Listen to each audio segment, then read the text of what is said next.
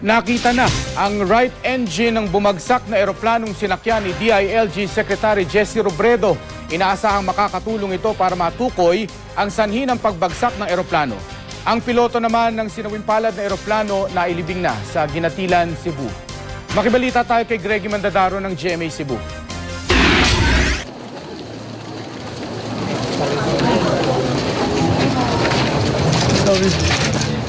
Libo-libo ang dumalo sa paghatid sa huling hantungan kay Captain Jesop Bahinting sa Ginatilan, Cebu. Naroon ang mga kaanak ng piloto. Gayon din ang kanyang mga kaibigan at mga tauhan sa kumpanyang aviator na kanyang pinamunuan. Kasabay ng funeral procession ang paglipad ng isang Cessna plane ng kumpanya. Simbolo ng pabibigay-pugay sa yumao nilang chief pilot.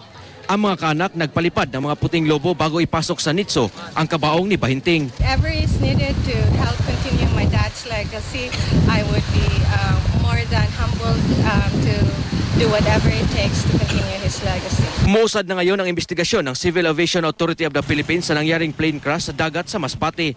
Kabilang sa mga sinisilip ng mga otoridad, ang posibleng kawalan ng komunikasyon noon sa pagitan ng bumagsak na eroplano at ng Masbate Airport.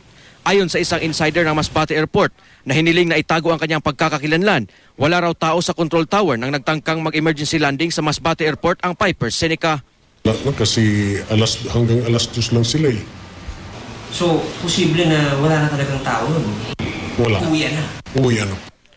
Dati raw hanggang alas 6 ng gabi ang duty ng mga nasa airport control tower, pero nagbago ito simula noong 2005. Kulang.